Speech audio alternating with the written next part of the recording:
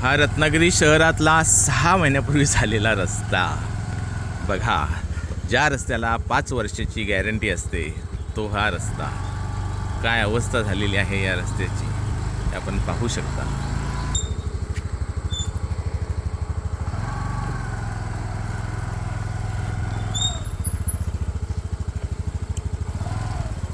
रस्त्याचा बोर्ड खराब झाला नाही पण रस्ता खराब झाला.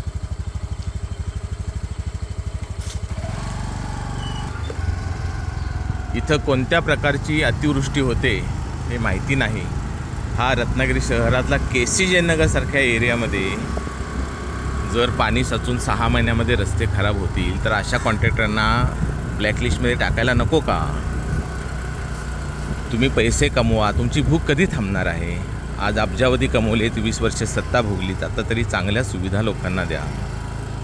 बाकी आमची तुमची काही वैयक्तिक दुश्मनी नाही आहे.